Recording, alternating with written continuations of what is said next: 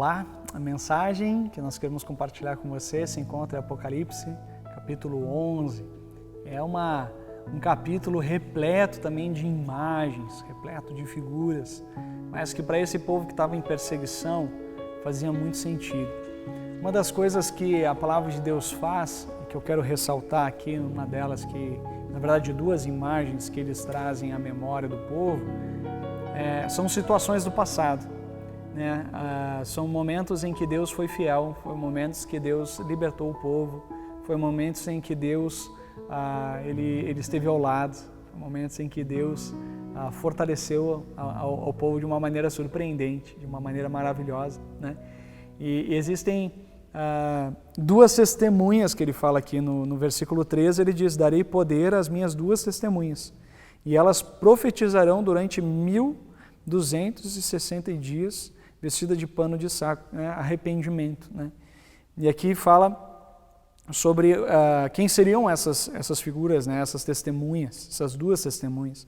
Verso 6, esses homens têm poder para fechar o céu.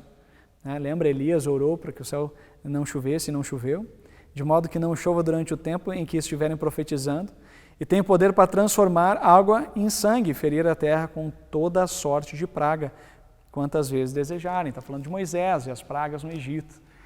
Essas duas imagens, Deus foi fiel, profundamente fiel, resgatando um povo escravo no Egito, uma grande nação, uma grande opressão, e Deus liberta o povo. Está dizendo, olha, Deus presente, Deus fiel. E aqui também Elias, que se dizia o único profeta naquele meio dos profetas de Baal, uma grande crise que passava por Israel, mas ele também confiou em diferentes momentos e Deus livrou, Deus manifestou poder de uma maneira maravilhosa, libertando Elias tantas e tantas vezes, fazendo com que não houvesse chuva na terra, fazendo com que ele prevalecesse sobre 400 profetas de Baal. Ele fez isso como um Deus fiel, poderoso, mas também sustentando o profeta em tempos de depressão, tristeza profunda, alimentando o profeta nesse tempo de tristeza. Mas aí ele traz uma imagem de duas cidades muito representativas no Antigo Testamento.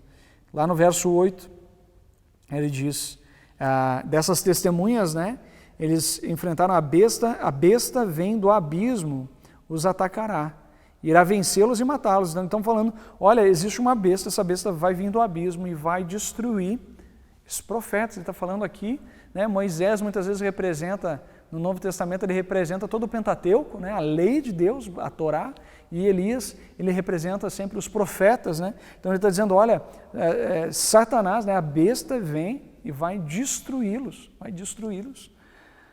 E aí a grande figura, ou as duas grandes figuras, é Sodoma e o Egito. Ele diz, os seus cadáveres ficarão expostos na rua principal da grande cidade, figuradamente é chamado de Sodoma e Egito.